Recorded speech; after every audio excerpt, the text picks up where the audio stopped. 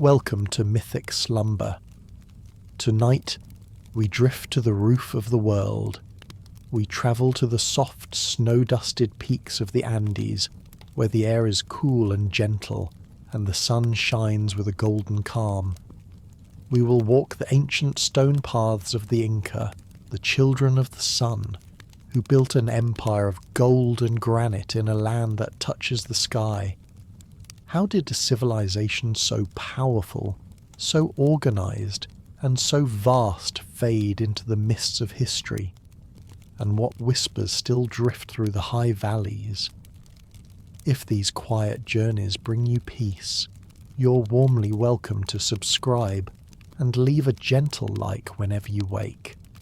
Your quiet presence here helps keep these ancient stories alive for other dreamers who need rest. Now close your eyes, let the gentle clouds of the mountains wrap around you, and slowly step into the quiet hidden realm of Tahuantinsuyo. Our journey into the lost world of the Andes begins not with stone, nor with gold, but with water. We're standing on the roof of the world, on the high plateau known as the Altiplano, nearly 13,000 feet above the level of the sea. Here, the air is thin and crystalline, stripping away the haze of the lower world and leaving a sky of such intense, deep violet that it feels like the edge of space. In this rarefied atmosphere, resting like a colossal mirror held up to the heavens, lies Lake Titicaca. It is the hour before dawn. The cold here is a gentle presence, a soft frost that settles on the yellow ichu grass and coats the rocky shores in a gentle coating of ice. The silence is profound. At this altitude, sound travels with a strange clarity, yet there is nothing to hear but the wind moving over the vast expanse of water and the occasional lonely cry of a waterfowl waking in the reeds. It is a silence that feels older than humanity, a geological quiet that has held these mountains since the earth was young. The lake itself is an ocean in the sky. It stretches to the horizon, its waters a deep, impenetrable indigo that turns to steel grey in the pre-dawn light. It is so large that it creates its own weather, its own microclimate. To the people who have lived on its shores for millennia, this is not merely a body of water, it is the Pacarina, the place of origin, the womb of the world. They believe that before there was light, there was only the lake and the darkness. Imagine standing on the shore as the first hint of morning approaches. The eastern peaks of the Cordillera Real, the Royal Range, begin to glow.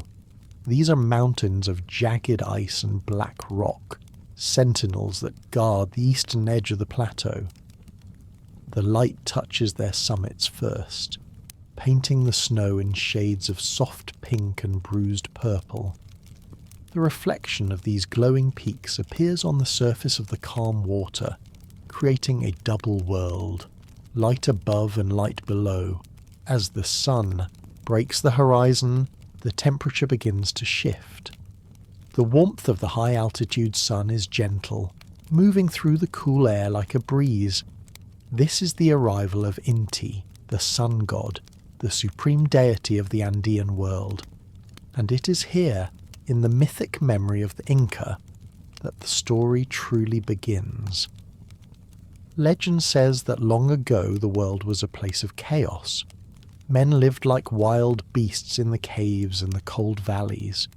They knew no laws, they had no agriculture, they wore no clothes, and they worshipped stones. They lived in the shadows, fighting and suffering, disconnected from the divine. Looking down from the heavens, Inti, the sun, felt pity for these creatures. He decided to send his own children to Earth to teach them the arts of civilization, how to plant corn, how to weave wool, how to worship, and how to live in peace. And so, the waters of Lake Titicaca stirred. Out of the deep blue depths, on the island of the sun, two figures emerged. They were not ordinary mortals. They were Manco Capac and Mama Oclo, the brother and sister, husband and wife, the first Inca. Picture them rising from the foaming waves. They were tall and radiant, their skin glowing with the golden light of their father. They were dressed in fine tunics of vicuña wool, dyed in vibrant reds and yellows, patterns that had never been seen before. Manco Capac carried a golden staff, the Tapac Urali, a symbol of his authority and his mission. They walked across the water, their feet touching the rocky shore of the island without stumbling. The water dripped from their garments, turning into pearls of light as it hit the stones. They stood on the island looking out at the wide world. The wind whipped their black hair, but they did not shiver. They carried the warmth of the sun within them. Inti spoke to them in the silence of their hearts. Go forth to the north. Traverse the high mountains and the deep valleys. Wherever you stop to eat or sleep, test the ground with your golden staff. Thrust it into the earth. If the staff sinks easily into the soil and disappears, that is the navel of the world. That is where you will build my empire. And so, the great journey began. Leaving the sacred lake behind, Manco Capac and Mama Oclo walked north. They moved through the stark, wind-swept landscapes of the Altiplano. This is a land of quiet beauty, where herds of wild vicuña graze on the sparse vegetation, their tawny coats blending with the dry grass. The couple walked past the great herds, past the humble huts of the savage people who watched them with awe. The journey was not easy. The Andes are patient. They crossed high passes where the snow never melts, the wind howling like a living thing trying to push them back. They descended into canyons carved by raging rivers, where the air grew warm and humid. At every stop, Manco Capac would take the golden staff and gently test the ground. On the rocky slopes, the staff would strike stone and bounce back. In the marshy wetlands, it would sink into mud but find no purchase. In the dry deserts, it would meet only dust. They walked for months, perhaps years, searching for the perfect balance, earth that was fertile enough to grow crops, solid enough to hold stone temples, and protected enough to cradle a civilization. As they walked, they began to gather followers. The mountain people of the mountains, seeing the nobility of their bearing and the fineness of their clothes, were drawn to them. Manco Capac taught the men how to break the earth with a foot plough, how to divert the streams to water the fields. Mama Oclo taught the women how to spin the wool of the alpaca into thread, how to weave it into warm cloth, how to manage the household. They were not conquerors with swords, they were teachers with gifts. The empire began not with blood, but with knowledge. But always the lake remained their spiritual anchor. Even as they moved further away, the memory of that cold, blue water stayed with them. In Inca cosmology, water is the blood of the earth. It circulates from the high mountains down to the sea, and then returns to the sky as the Milky Way, the celestial river, to rain down upon the mountains again. Lake Titicaca was the heart of this circulation. By emerging from it, the Inca were claiming to be the masters of this cycle, the bridge between the water below and the fire above. The sun rose higher in the sky, illuminating the path ahead. The shadows shortened. The golden staff grew heavy in Manco Capac's hand, waiting for its home. They were leaving the domain of the water and entering the domain of the stone. The silence of the Altiplano is not empty. It is expectant. It is a landscape that seems to be waiting for something to happen. The vast, flat horizons, the towering clouds that build in the afternoons, the herds of llamas moving silently in single file, it all speaks of a deep, patient endurance. The first Inca walked through this silence carrying the seed of the greatest empire the southern hemisphere would ever know. Behind them, the lake shimmered in the daylight, a jewel of sapphire set in the bronze earth. It would remain forever sacred. Centuries later, even after the empire had risen to span the continent, the Inca emperors would return here on pilgrimages. They would make offerings of gold and silver, throwing them into the deep waters to honour the place of their birth. They would build temples on the island of the sun and the island of the moon, ensuring that the connection to the beginning was never broken. But for now, in the mythic morning of the world, there was only the man, the woman, and the golden staff, walking steadily north, leaving footprints in the frost, moving toward a destiny that was hidden in a valley of green and fertile earth, far away. The water whispered goodbye against the reeds, and the wind carried the message of their coming to the mountains ahead. The children of the sun were on the move, and the silence of the Andes was about to be filled with the sound of their voice. As the golden staff sinks into the earth, we pause in the silence of the high plateau. If this quiet journey brings you peace, you're warmly welcome to leave a gentle like whenever you wake, so that other weary travellers can also find their way to the Andes. We leave the cold, high shores of Lake Titicaca and follow the footsteps of Manco Capac and Mama Oclo northward. They have walked for weeks, traversing the spine of the Andes, crossing high passes where the wind moves through the rocks, and descending into valleys where the air is rich with the scent of wild sage. The golden staff has tested the earth 1,000 times, and 1,000 times it has been rejected, hit in bedrock, sinking into swamp, or finding only dry, lifeless dust. But now they crest a ridge and look down into a valley that fills their hearts. It is a bowl of emerald green, sheltered by high mountains on all sides. 3 rivers, the Huatanay, the Tulumayo, and the Chunchul, wound through the valley floor like silver ribbons, feeding rich, dark soil that smells of life. The air here is softer than on the Altiplano. It is warm in the sun but cool in the shade, a perfect temperate climate where maize can grow tall and strong. Manco Capac descends into the valley. He walks to the centre, a place where the rivers converge. He raises the Tapak Yaurali, the golden staff of his father, the sun. With a prayer to Inti, he gently guides it downwards. There is no resistance. The earth accepts the gold. The staff sinks deep, swallowed by the fertile soil until it disappears completely. This is the sign. This is the place. This is the Costco, the heart of the world. Here, in this sacred valley, the wandering ends and the building begins. But the city that rises from this soil is unlike any other on earth. It is not a city of wood that fades, nor of mud that washes away. It is a city of stone, built to last until the end of time.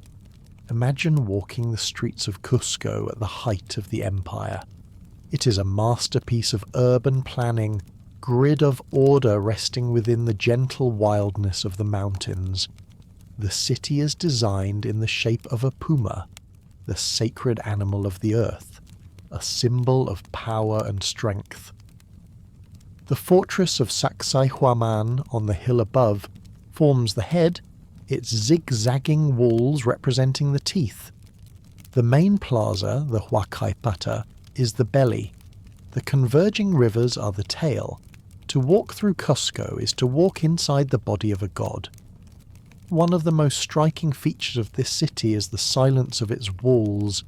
The Inca are the greatest stonemasons the world has ever known. They do not use mortar. They do not use cement or mud to hold their buildings together. They use gravity, friction, and an impossible precision. Stand before a wall of the Inca palace. The stones are not uniform bricks. They are massive, irregular polygons of granite and andesite, some weighing tons. Yet they fit together so perfectly that a razor blade cannot be inserted between them. There is no gap for the wind, no space for a seed to take root. The joinery is so tight it looks as if the stones were softened like clay, pressed together and then hardened again. How did they do this? They had no iron tools, no wheels, no draft animals. The silence of the construction site tells the story. It was a work of infinite patience and abrasive sand. The masons would pound the stones with harder river rocks, shaping them slowly, dust by dust. They would lift a stone, check the fit, lower it, smooth away a millimetre of imperfection, and lift it again. A single wall represents millions of hours of human labour, a collective devotion to perfection. The stones are pillowed, slightly convex on the face, which creates a play of light and shadow as the sun moves across the sky, making the walls appear soft and organic, almost alive. But the genius of this construction is not just aesthetic, it is survival. This is a land where the earth sometimes moves. When the earth gently shakes in the Andes, rigid European buildings can crack and fall. But the Inca walls dance. The lack of mortar allows the stones to shift slightly, vibrate in with the tremor, dissipate in the energy. When the shaking stops, the stones settle back into their perfect puzzle.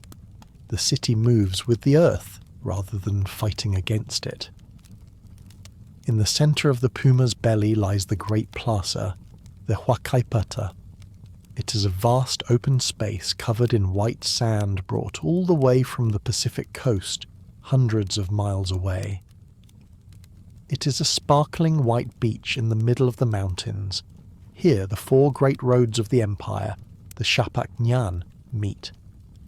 This is the quiet centre of the Inca world. From here the empire is divided into four quarters: the Suyus, Chinchaysuyo to the north, Colasuyo to the south, Antisuyo to the east, the jungle, and Kuntisuyo to the west, the sea. Every province, every tribe, every village is connected to this square. The streets radiating from the plaza are narrow and paved with cobblestones. A channel of fresh water runs down the centre of each street, lined with stone, carrying the clean meltwater from the mountains to every neighbourhood. The sound of running water is the background music of Cusco, a constant, soothing murmur that reminds the people of their connection to the earth. The city is a place of gentle order. There is no poverty here, but there is no idleness either. The people you see walking the streets are dressed in colourful tunics woven from alpaca wool. The patterns on their clothes are not random, they are a code. A glance at a man's tunic tells you exactly where he is from, his social status, his marital status, and his role in the empire. It is a society where everything is visible, everything is carefully arranged. The atmosphere in Cusco is one of solemnity and reverence. This is not just a political capital. It is a holy city. It is the Vatican of the Andes. The Seki system radiates from the Temple of the Sun. Imaginary lines that stretch out from the centre like the spokes of a wheel. Along these lines are hundreds of huacas, sacred shrines. A huaca can be anything: a peculiar rock, a spring, a cave, a tree. For the Inca, the landscape is alive. The earth is not dead matter. It is imbued with kamakan, a life force. To live in Cusco is to live in constant dialogue with the supernatural. You do not just walk past a mountain, you greet it. You do not just drink from a spring, you thank it. High above the city, forming the head of the puma, rests the fortress of Sacsayhuaman. If the city below is impressive, this fortress is remarkable in its scale. The walls here are built of cyclopean stones, some standing 20 feet tall and weighing over 100 tons. These are the teeth of the puma. How these monoliths were moved from the quarries miles away, across valleys and up gentle slopes, remains a wonder of organisation. It took 20,000 men working in unison, pulling on thick grass ropes, chanting in rhythm to drag a single stone. Standing on the ramparts of Sacsayhuaman, looking down at the city of Cusco in the twilight, you feel the power of the Sapa Inca. Smoke rises from the thatched roofs of the houses, blending with the mist that rolls in from the valley. The lamps are lit, casting a warm orange glow on the grey stone. From this height, the grid of the city looks like a microchip, a circuit board of civilization plugged into the raw power of the Andes, but there is a sound missing in Cusco. There is no sound of buying or selling. There are no markets in the way we understand them. The Inca have no money. There is no currency. Gold is not wealth. It is beauty. The economy functions on meter, labour tax. Every citizen gives their labour to the state, farming the emperor's lands, building the roads, weaving the cloth, and in return the state provides everything they need. Food from the storehouses, clothes, tools and protection. It is a system of reciprocity on a massive scale. Hunger is unknown. Greed, in the monetary sense, is impossible. In the quiet of the evening, the Sapa Inca sits in his palace. The walls are covered in tapestries of vicuña wool, softer than silk. He drinks chicha, a fermented corn beer from a golden cup called a quero. He looks out at his capital, the navel of the world. He knows that he sits at the centre of a web that stretches for thousands of miles. He knows that a runner is currently moving swiftly along a road in Ecuador, carrying a message destined for his ears. He knows that a farmer in Chile is harvesting maize that will fill his granaries. The silence of Cusco is the silence of a rhythm moving perfectly. It is a silence born of perfect harmony and deep faith. Manco Capac's golden staff did not just find fertile soil, it found the centre of gravity for a continent. As the moon rises over the valley, illuminating the white sand of the plaza and the jagged teeth of the fortress, the city sleeps, secure in the knowledge that it is the heart of the universe, beating in time with the sun. The empire is now vast, held together by threads of memory and stone. If these quiet journeys bring you rest, you're warmly welcome to subscribe to Mythic Slumber whenever you wake, so you can join us for future escapes into the night. We leave the stone navel of Cusco, walking out of the great plaza where the white sand gleams in the sun. We are stepping onto the Chapac Ñan, the royal road. This is not merely a path, it is the skeleton of the empire, a colossal nervous system of stone and earth that stretches for 25,000 miles, binding the rainforest to the ocean and the mountains to the sky. It is an engineering marvel that rivals the roads of Rome, built without the wheel, without iron, and without the horse, in some of the most challenging terrain on the planet.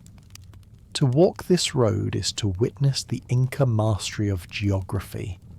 The road does not shy away from the mountains, it moves gently through them. Where the slope is too steep for a ramp, the engineers carved stairs directly into the living rock. Many steps ascending into the clouds, a quiet staircase to the heavens. Where the ground is swampy, they built raised causeways of solid stone. Where the desert sands shift and blow, they lined the way, with low walls and wooden posts to guide the traveller through the blinding heat. But the soul of the road is not the stone, it is the gentle movement. The road seems alive, and its heartbeat is the chasqui. Imagine a young man, lean and muscled, standing at a small stone hut perched on a ridge, 12,000 feet above sea level. He's a chasqui, a royal runner. He wears a simple tunic and sandals made of llama leather, the ojotas, with thick soles to protect his feet from the sharp rocks. He is chewing on a wad of coca leaves, the sacred plant that numbs the pain of fatigue, suppresses hunger, and opens the lungs to the thin, oxygen-poor air. He is waiting. His eyes are fixed on the trail winding up the mountain below him. He watches for a speck of movement, a flash of colour. Then he hears it, the mournful low blast of a pututu, a conch shell trumpet echoing off the canyon walls. It is the signal. The incoming runner is approaching. The young chasqui begins to move. He runs down the road to meet his brother. They run side by side for 100 yards, a seamless transfer of energy. There is no baton to pass, but there is a message. It might be a verbal message, a few short sentences memorized and repeated. The general in Quito needs more corn. Or the Sapa Inca commands a festival. Or it might be a physical object, a quipu. The quipu is a bundle of coloured strings with intricate knots. It is the Inca book, the Inca ledger. The position of the knots, the colour of the thread, the twist of the fibre, it all carries data. It records census numbers, tax tributes, troop movements. The chasqui takes the quipu in his hand. He repeats the verbal message. And then the incoming runner rests on the grass, his duty complete, while the fresh runner continues, turned back up the mountain, alone. He runs with a smooth, efficient gait, a rhythm learned from childhood. He does not sprint, he endures. He moves at a steady trot that eats up the miles he moves up, stone staircases that would exhaust a normal man, his lungs working steadily with the thin air. He runs along the edges of cliffs where a single slip means a fall of 1,000 feet, but he does not look down. His world is the road, 6 feet wide and paved with cobblestones. The landscape he traverses is a shifting tapestry of the Andes. 1 hour he's running through a cold grey mist, the wet stones slick under his sandals, surrounded by the silence of the high puna grasslands. The only sound is the wind moving through the ichu grass and the quiet beat of his own heart. The next hour the road drops sharply, plunging into a cloud forest. The air becomes warm and humid, filled with the scent of orchids and rich vegetation.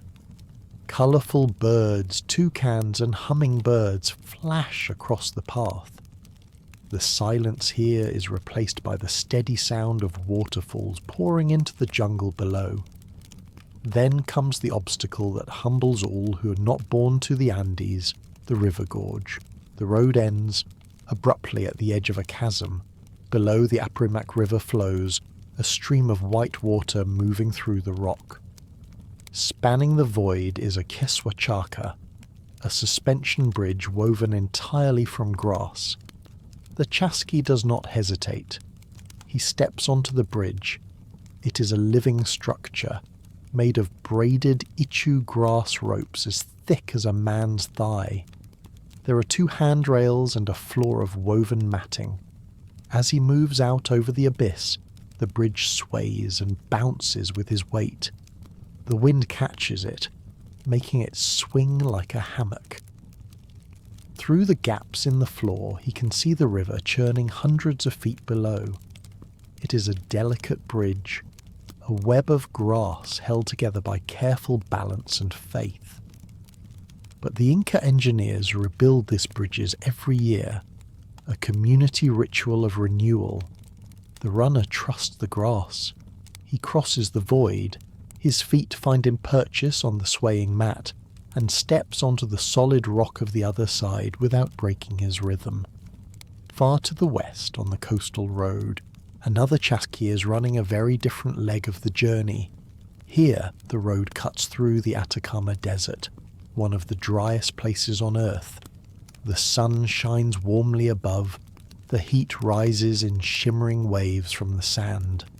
The road here is wide and flat, lined with adobe walls to keep the dunes at bay.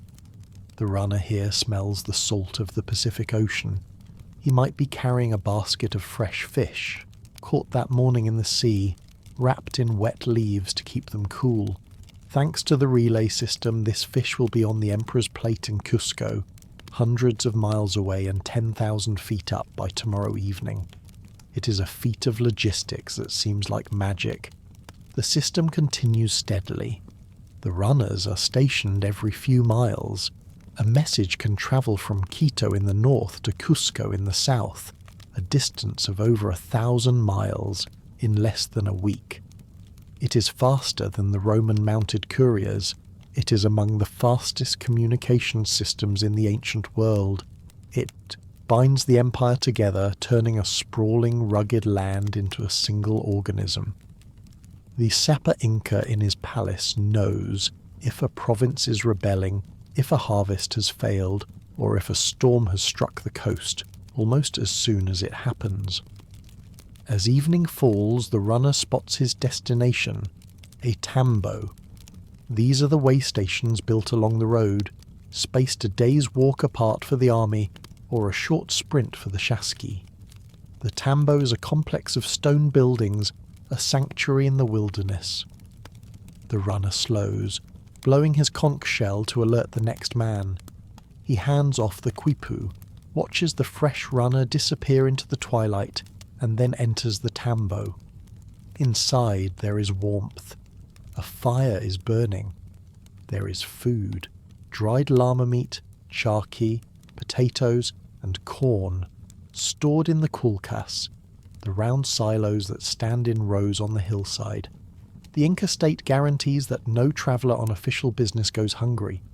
The storehouses are filled to the brim, a testament to the empire's obsession with planning. There are blankets of alpaca wool, piles of firewood, and jars of chicha. The runner sits by the fire, easing his tired muscles.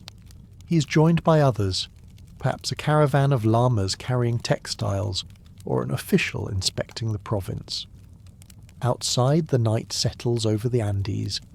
The road, the Chapacñan, shines faintly in the moonlight, a silver ribbon winding over the black mountains. It is silent now, save for the wind. But even in the silence, it feels powerful. It is a symbol of the Inca wish to bring order to wildness. It connects the past to the future, the coast to the jungle, the human to the divine. The road is safe. In a time when travellers elsewhere face dangers, a lone woman can walk from one end of the Inca Empire to the other in safety, carrying a bag of gold, and she will not be disturbed. The law of the Inca is absolute, and the road is the arm of the law. As the chasqui sleeps, wrapped in his blanket, the road waits. It waits for the morning sun, for the sound of the sandals, for the blast of the conch shell. It is a gentle artery of the world, and as long as life moves through it, the messages, the travellers, the tribute, the heart of Cusco will keep beating. The silence of the high passes is deep and cool, and the road moves through it, a warm line of human endeavour resting on the eternal stone. We step off the paved stones of the royal road and move towards the edge of the cliff. Below us, the earth drops away into a deep, verdant canyon. This is the sacred valley of the Incas, the breadbasket of the empire. But looking at the landscape, your eyes are drawn not to the river at the bottom, but to the mountainsides themselves. They have been transformed. The steep, unforgiving slopes where nothing should be able to grow have been carved into a masterpiece of agricultural engineering. Before us lie the anazines, the terraces. From the valley floor to the dizzying peaks, The mountains are ribbed with wide, flat steps of green, stacked one atop the other like a staircase built for giants. They climb thousands of feet into the air, following the natural contours of the land, curving around ridges and dipping into hollows. It is a sculpture on a geological scale, a remodelling of the planet itself. This silence here is organic and teeming with life. It is filled with the smell of rich, damp black soil, the scent of growing maize and the faint sweet perfume of potato flowers. But the dominant sound is water. It is a soft, pervasive trickling that seems to come from everywhere and nowhere. The Inca have not just conquered the soil, they have mastered the flow of the water. Walk out onto one of these terraces. It feels solid beneath your feet, as permanent as the mountain itself. This is not merely a patch of dirt levelled off on a hill. It is a sophisticated machine for capturing the sun. The construction is invisible from the surface, but beneath your feet lies a complex system. The base is bedrock, overlaid with large stones for stability. Then comes a layer of gravel and sand for drainage, ensuring that even in the heaviest rains, the soil never becomes waterlogged. Finally on top is the rich topsoil, carried basket by basket from the river valley below by thousands of workers. The retaining wall that holds it all in place is built of stone leaning slightly inward to resist the pressure of the earth. These stone walls are the secret to the Inca miracle. During the day, the high-altitude sun beats down on the Andes with fierce intensity. The stones absorb this heat. At night, when the temperature plunges towards freezing, the stones release the stored warmth into the soil. They create a microclimate, a thermal blanket that prevents the frost from killing the delicate roots. In a land where winter can strike on any night of the year, these walls are the guardians of life. Follow the sound of the water. It leads you to a narrow stone channel, a canal, running along the back of the terrace. The water is crystal clear and freezing cold. It comes from the glaciers high above, channeled through miles of rock-cut aqueducts that snake down the mountainside. The engineering is precise. The slope of the canal is calculated perfectly to keep the water moving fast enough to prevent silt from settling, but slow enough to avoid eroding the stone. The water cascades from one terrace to the next through small openings or stone spouts, a series of miniature waterfalls that aerate the flow. It is a hydraulic symphony. The Inca do not force the water, they guide it. They treat it with reverence, believing that water is the blood of the earth goddess Pachamama. To waste a drop would be a sin. To distribute it fairly is the foundation of their society. Further along the valley, we come to a place that defies explanation. It looks like a colossal amphitheatre sunk into the earth. This is Moray. Here, the terraces are concentric circles, descending deep into the ground like a green bowl. It is mesmerizing to look at, a geometric spiral of grass and stone. But this is not a theatre for plays, it is a laboratory for plants. The Inca used this site to experiment. The depth of the bowl creates incredible temperature variations. The temperature at the bottom, sheltered from the wind and trapping the sun, can be up to 15 degrees warmer than the temperature at the top rim. In this single site, the Inca engineers recreated the climates of the entire empire. The bottom rings simulate the hot, humid jungle. The middle rings mimic the temperate valleys. The top rings represent the cold, high puna. By moving seeds from one step to the next, year after year, they could adapt crops. They could teach maize, which belongs in the warm valleys, to grow on the high slopes. They could teach coca to survive the frost. It was a centre of genetic modification achieved through patience and observation. The result of this science is the abundance you see around you. The fields are bursting with diversity. The Inca do not grow one type of potato. They grow 3,000 varieties. There are potatoes that are purple, yellow, red, and black. There are potatoes that look like claws, like spirals, like stones. There is quinoa, the golden grain of the Andes waving its colourful heads in the breeze. There is amarnath, rich in protein. And above all there is corn, Sarah.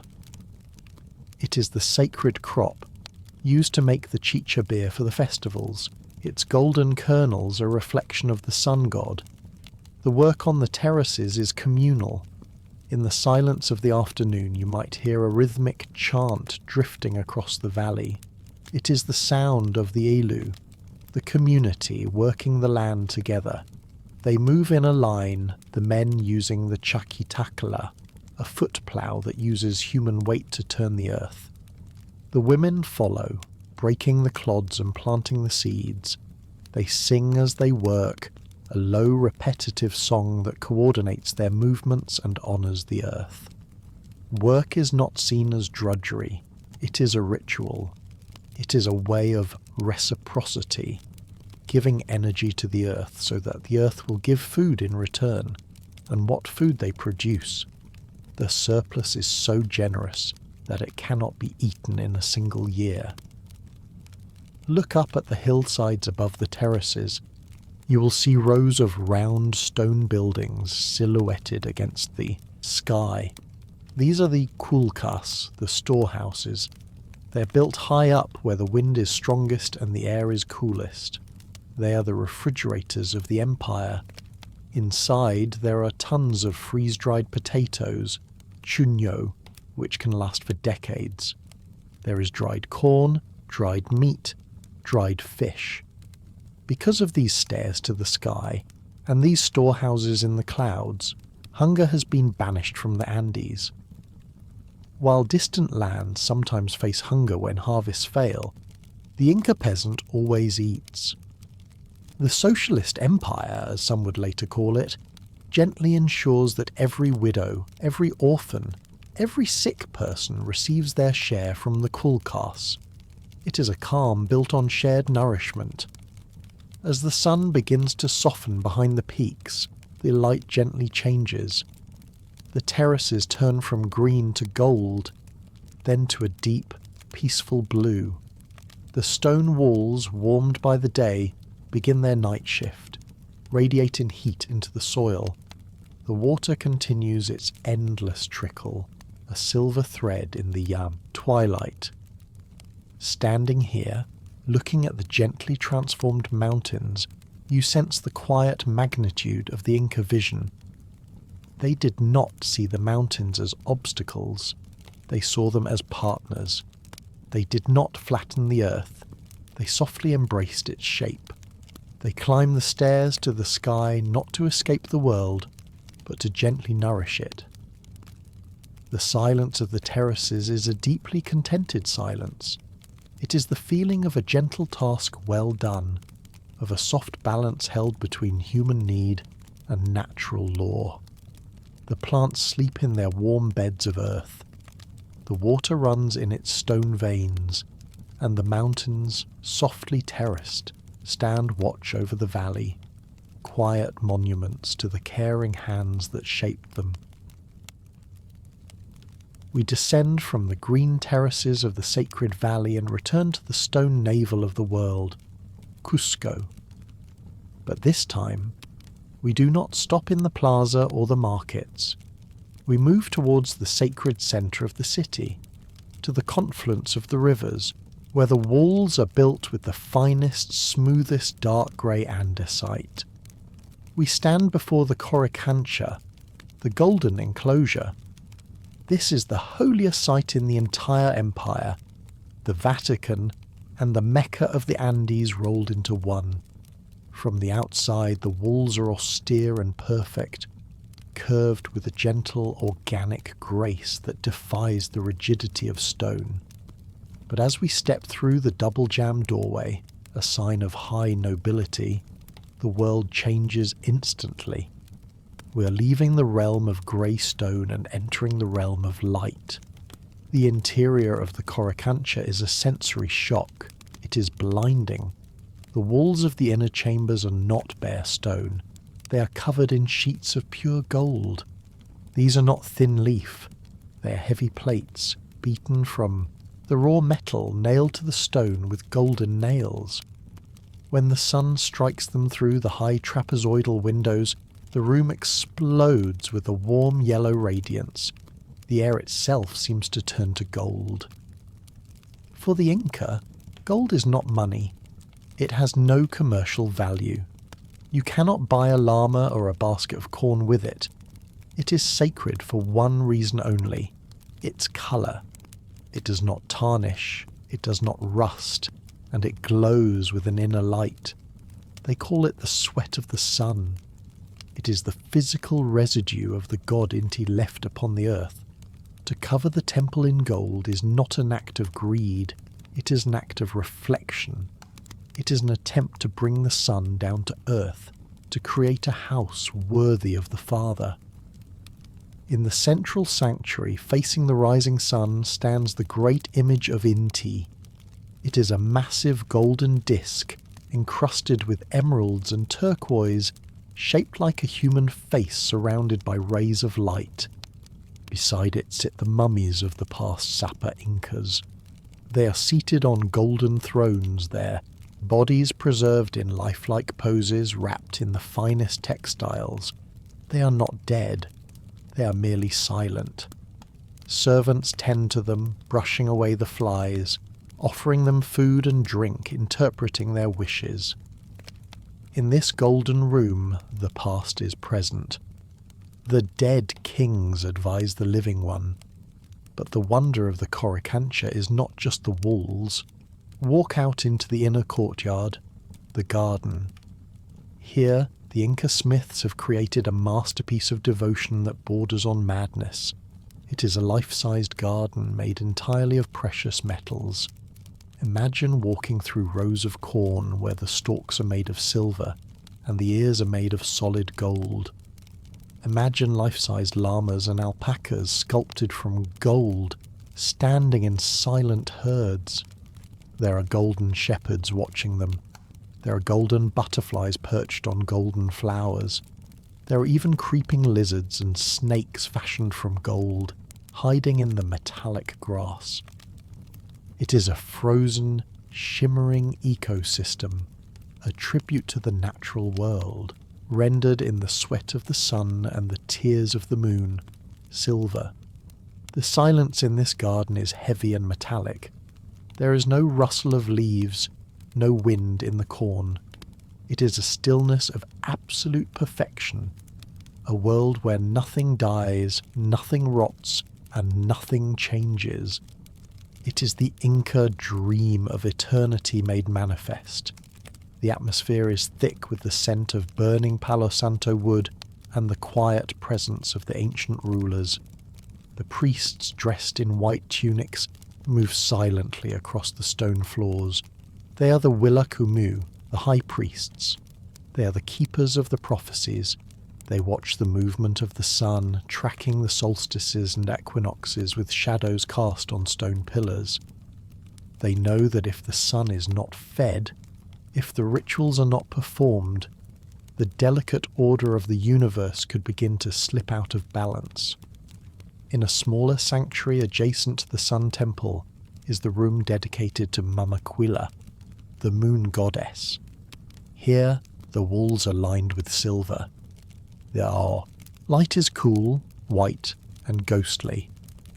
It is the domain of the feminine, the night, and the queens. The mummies of the Koyas, the queens, sit here, bathed in the pale reflection of the metal. It is a place of quiet reflection, a balance to the fierce heat of the solar temple. But the Coricancha is more than a temple. It is a fulcrum. From this exact spot, the Sikh lines radiate outwards, stand in the centre of the courtyard by the octagonal stone fountain. You're standing on the axis of the Andean world. Every mountain peak, every spring, every shrine for hundreds of miles is connected to where your feet are planted.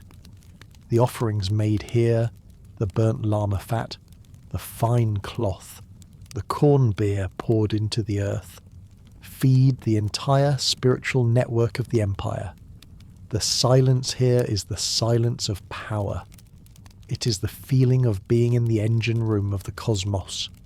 The gold is beautiful, yes, but it is functional. It amplifies the prayers, it conducts the solar energy, it ensures that the sun will rise tomorrow, that the rains will come, and that the crops will grow. Yet, there is a fragility to this splendour. The gold plates are held by nails that can be pried loose. The garden is made of metal that can be melted down. The Inca believed the empire is eternal, but looking at this concentration of wealth, one can sense the coming storm.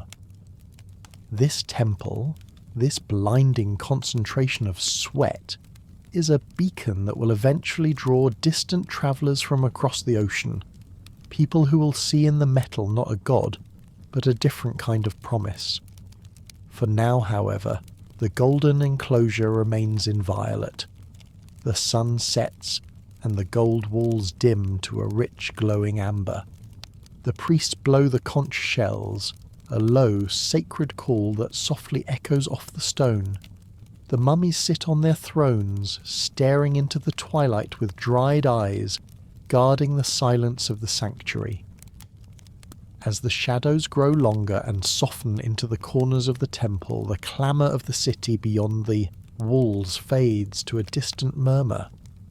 The stones release the stored warmth of the day, exhaling it slowly into the cooling air, as if the building itself were breathing in time with the mountains. The golden plates, no longer blazing, now hold only a faint memory of light, a quiet afterglow that clings to their surfaces like the last ember of a dying fire. High above, the first stars begin to appear, reflected in the polished metal like tiny trembling sparks. The silver of Mama Quilla's chamber seems to answer them, catching the moon's pale glow and sending it softly across the courtyard, weaving day and night into a single seamless fabric. In this hour between light and darkness, nothing is demanded of you. You're simply another presence within the temple, another quiet witness to its enduring calm, standing at the still centre of an empire that, for this moment, knows only rest. The Coricancha sleeps, a box of light hidden in the heart of the mountains, waiting for the dawn to strike the disk and set the world on fire once again. We leave the golden temples of Cusco and the fertile terraces of the Sacred Valley, following the Urubamba River as it winds deeper into the jungle. The landscape changes. The dry brown hills of the high Andes give way to vertical walls of emerald green. The air grows heavy with moisture, warm and thick. We're entering the Serra de Selva, the eyebrow of the jungle. Here, the mountains do not just touch the sky. They seem to drift and mingle with the clouds. We climb a steep, winding path, cutting through dense vegetation where orchids hang from the trees and ferns grow as tall as men. The sound of the river below fades into a distant rhythmic roar. We ascend higher, past the flight of the condor, until the vegetation clears and we step onto a ridge. Slowly the mist begins to part.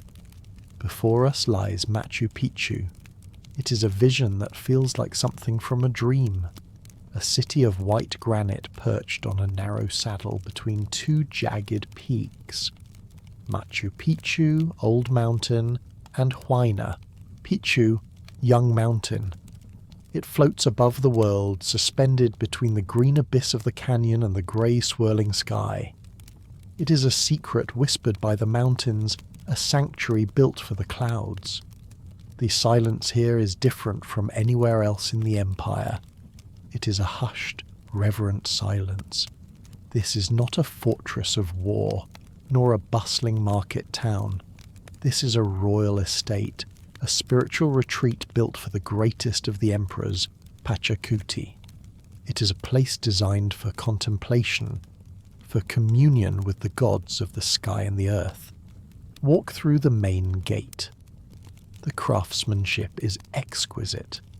The stones here are polished to a glass-like smoothness, fitted together with that same impossible Inca precision. But here, the architecture feels more organic. The buildings do not dominate the landscape, they grow out of it. The walls rise directly from the bedrock, blurring the line between nature and artifice.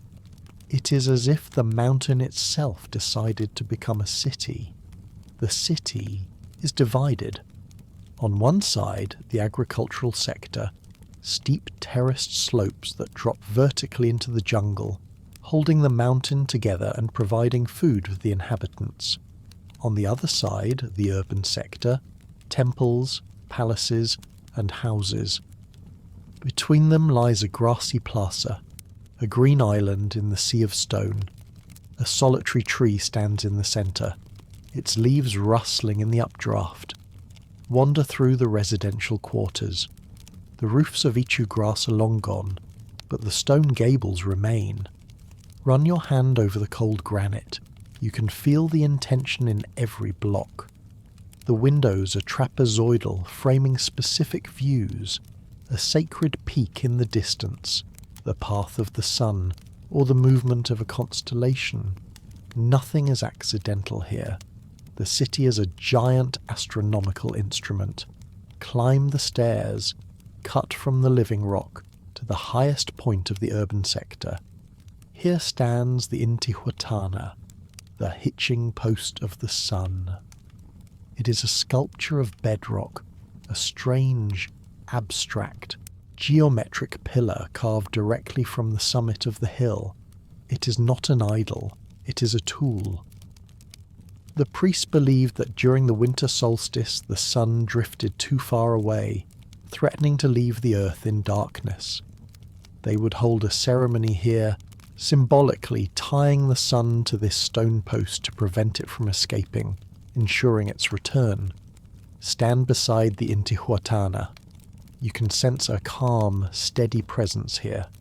You're surrounded by a 360-degree panorama of mountain peaks, the Apus. To the Inca, these mountains are living deities.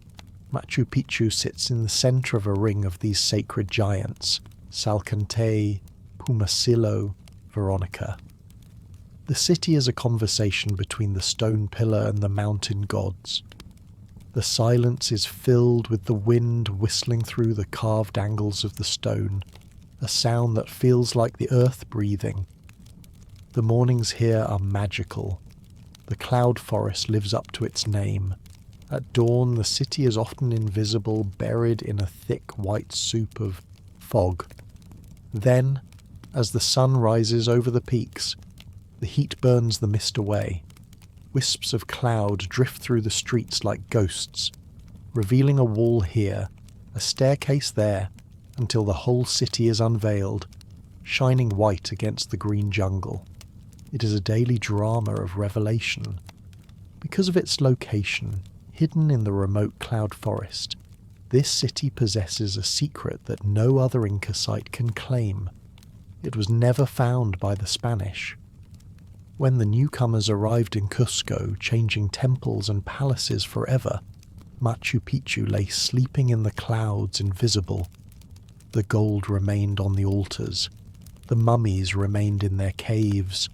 The jungle slowly crept in, covering the terraces with vines, burying the fountains in moss, hiding the granite beneath a blanket of green. For 400 years the city slept. It vanished from the memory of the world. Only a few local farmers knew it was there, planting their crops on the ancient terraces, oblivious to the fact that they were farming in the garden of an emperor.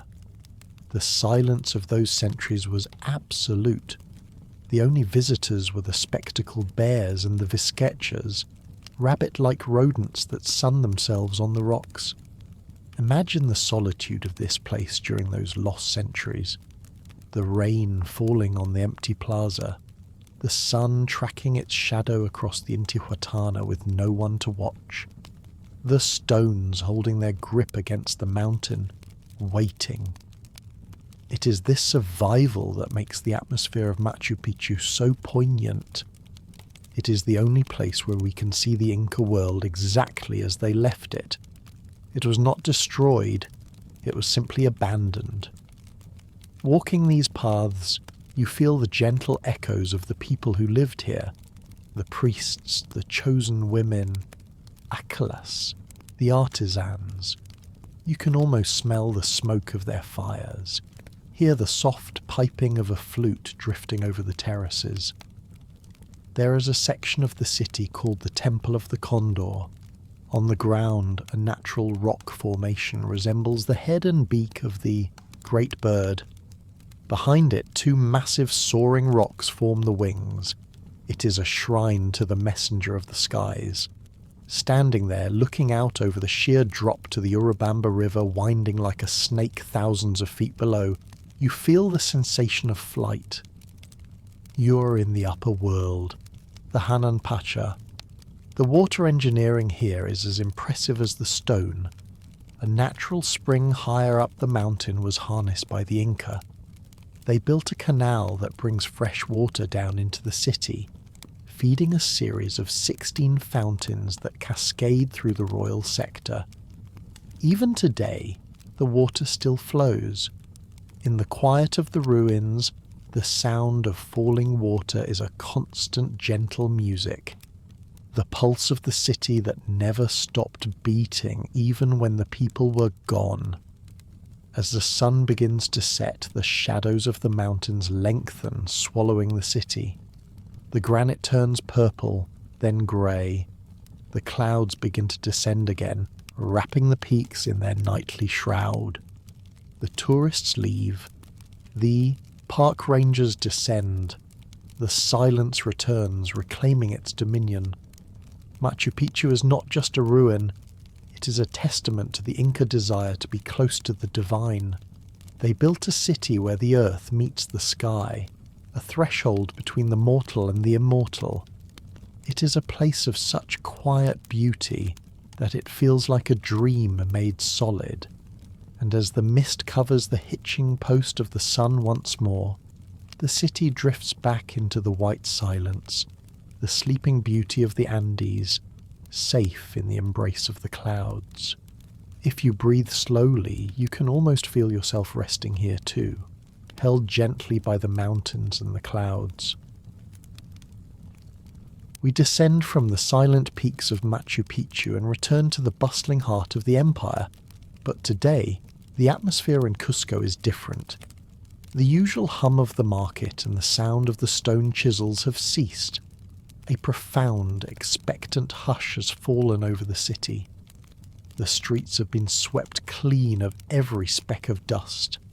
Flowers, cantuta, the sacred red flower of the Andes, have been strewn across the cobblestones. The air is thick with the scent of burning resin. The people are lining the walls, their heads bowed low, their eyes fixed on the ground. They do not dare to look up. To look up would be a sign of great disrespect. It would be like trying to look directly into the face of the sun, too bright for human eyes. He is coming. From the gates of the palace emerges a procession of rich colour and quiet splendour. First come the sweepers, men whose sole job is to brush the path before the emperor, ensuring that no stone or pebble might offend the royal foot. Then come the musicians playing flutes made of condor bone and drums with a deep animal skin resonance, a low, rhythmic pulse that seems to echo like a heartbeat. Then the warriors, the elite guard, carrying shields of copper and clubs headed with bronze stars. And finally, borne aloft on the shoulders of the highest nobility, comes the litter. It is a palanquin of solid gold, lined with the iridescent feathers of tropical birds, macaws, parrots and hummingbirds, shimmering in soft blues, scarlets and emerald greens. Inside sits the man. He is the Sapa Inca, the only Inca, the unique one, the son of the sun.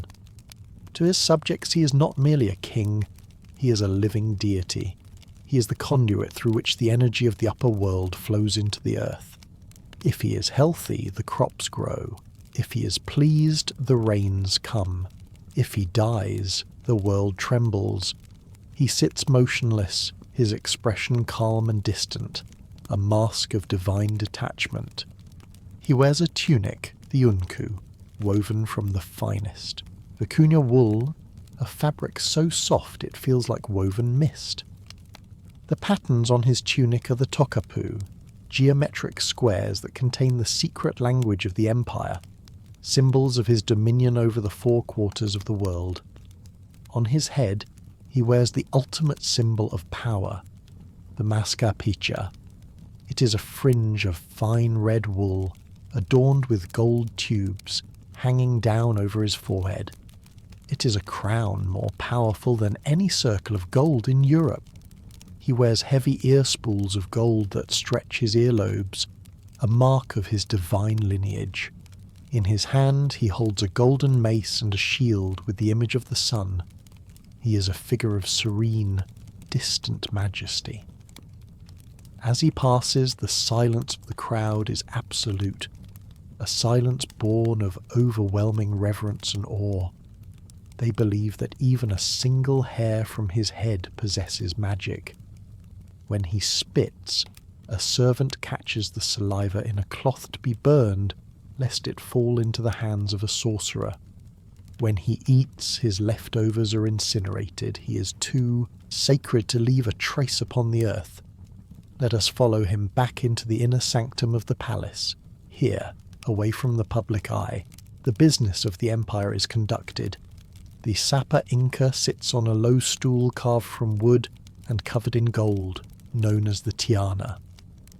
A visitor enters. He is a great lord, a governor of a vast province, a man who commands thousands of warriors. Yet, before he enters the room, he stops. He takes off his fine sandals. He removes his ornate headdress.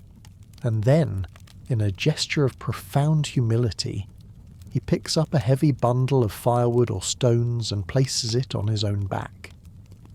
He enters the presence of the god barefoot and burdened. He does not walk upright. He approaches with his eyes lowered, his steps slow and careful. He does not speak to the Inca directly. He speaks to a screen or to a servant who then whispers the message to the emperor. This is the way of the Andes. In the presence of the sun, every person is reminded how small they are. The Sapa Inca listens. His power is absolute. His word is law. There is no parliament, no constitution, no court of appeals. If he points a finger, fields are opened and roads are built. If he nods, messengers depart and decisions ripple gently across the land. But this power comes with the deep and quiet weight. He is responsible for the balance of the world, the concept of aini, or reciprocity. He must ensure that the storehouses are full, that the widows are fed, that the gods are appeased. He is the father of millions, and the solitude of his position is total. He has many wives, many children, many servants, but he has no equals. He is the only one of his kind. In the corner of the room sits a man who is essential to this power. He is not a warrior or a priest. He is a quipuka mayok, the keeper of the knots. In his hands he holds the quipu. The Inca are the only major civilization in history to build an empire without a system of writing.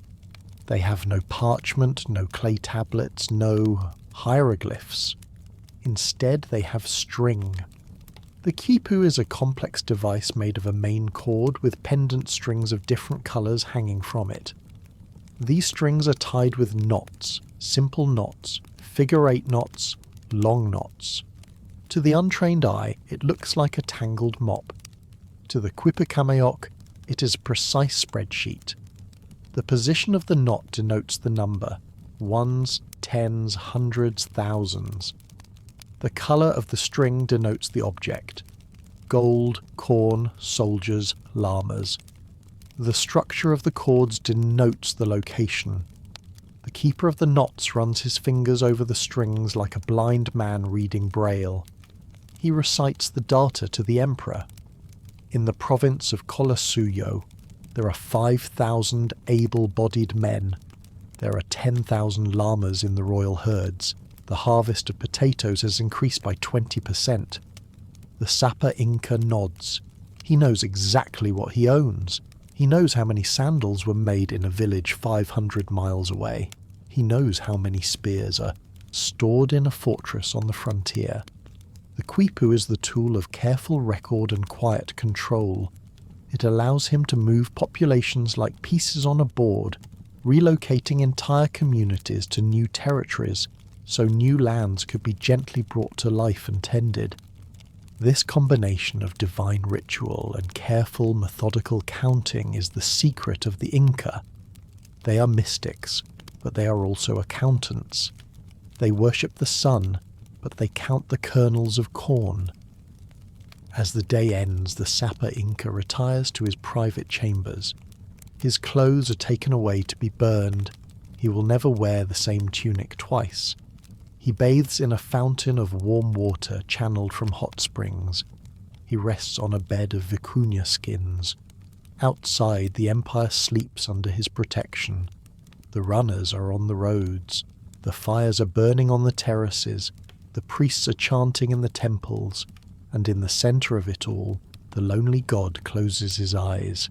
He is the pivot around which the Andean world turns. He believes his line will last forever.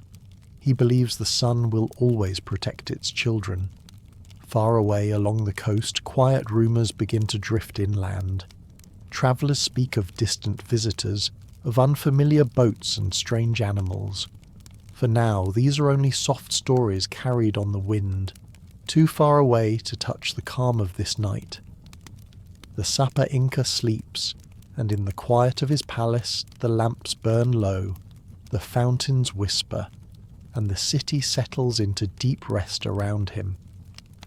For now the world of the Only One remains unbroken, held gently in the long embrace of the Andean night. We leave the rarefied air of the mountain peaks and descend to the western edge of the world, to the coast. Here the grey waves of the Pacific Ocean roll endlessly against the desert sands of Peru. For thousands of years this ocean has been a barrier, a blue wall protecting the solitude of the Americas. The Inca know the sea.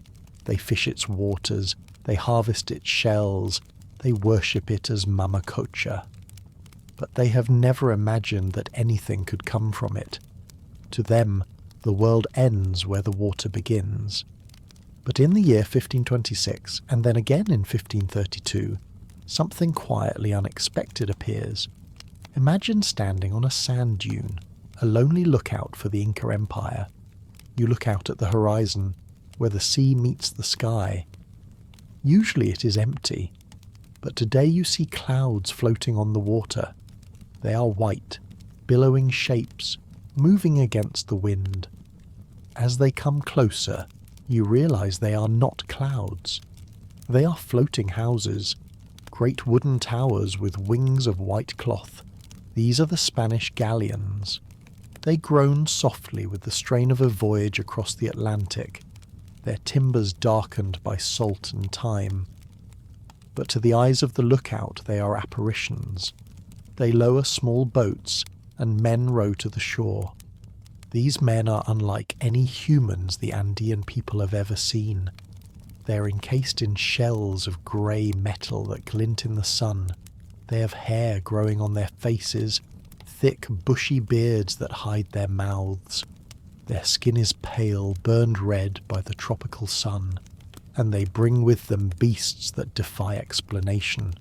Huge four-legged animals that snort and stamp, creatures that run faster than a deer and carry men on their backs. The Inca have llamas, gentle creatures of burden, but they have never seen a horse.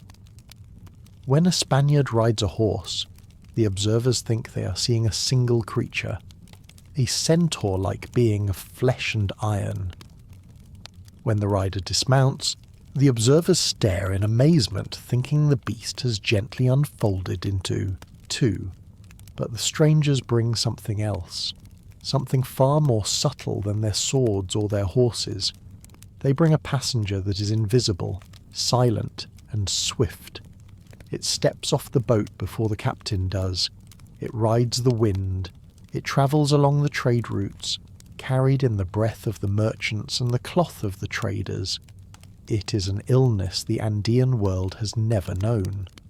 Before Pizarro and his main force even arrive, this invisible visitor has already moved inland. It drifts through the empire like a dry season wind across the plains. The Inca have no natural defences against it. People begin to feel unwell. Fever comes, weakness spreads, and families sit quietly by the bedsides of those they love, unsure of what has come upon them. It does not discriminate. It reaches even the palace of the Sapa Inca, Huayna Capac, the great conqueror who expanded the empire to its limits. In his chambers, his strength slowly ebbs away. His heir Ninanquyochi follows him soon after. The father and the sun and the moon of the state fade within days of each other. The silence that follows this plague is the silence of a world thinned and stunned. Villages are left partly empty, crops stand unharvested in some fields, and the great roads seem quieter than before. The empire is shaken, its spiritual confidence tested. People wonder softly why the gods have allowed such a wind of sickness to blow through their lands. And then, out of this grief comes division. With the throne empty and the succession unclear, the two remaining sons of the emperor turn on each other. Atahualpa, the warrior from the north in Quito, and Huascar, the priest-king from the south in Cusco. The War of the Brothers slowly pulls at the fabric of the empire. It is a bitter civil struggle. The impeccable order of the Inca state begins to fray. The storehouses are open to feed the armies, bridges are left unattended, alliances are tested, and once peaceful valleys feel a steady passing of marching feet. For 3 years the Andes know unrest. Atahualpa emerges victorious, capturing his brother and claiming the Mascapaicha, the royal fringe. But the victory is costly. The empire is tired. The army is divided. The people are weary. It is at this precise moment of maximum vulnerability, when the health of the empire has been weakened by disease and its politics unsettled by war, that Francisco Pizarro begins his march up the mountains. Pizarro is not a king.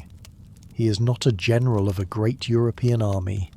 He is the illegitimate son of a small-town soldier from Extremadura, leading a band of desperados, mercenaries, adventurers, and fortune-seekers. There are only 168 of them. 168 men against an empire of perhaps 10 million. By all logic, they should vanish into the landscape like dust. They are marching into the heart of a vast continent, surrounded by steep cliffs and dense jungles. The Inca spies watch them every step of the way. They watch these Viracochas, a name given in confusion, associating them with the creator god who vanished over the sea, as they move slowly up the Inca roads. The spies report back to Atahualpa. They are few, the messengers say. They are not gods. They fall ill, they die. They eat like us. Their beasts graze on grass.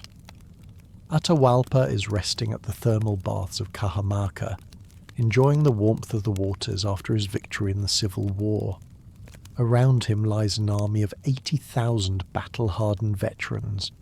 When he hears of this small band of strangers approaching, he does not feel fear. He feels curiosity and perhaps a quiet overconfidence. Why does he not order the bridges cut? Why does he not roll boulders down the narrow passes to stop them?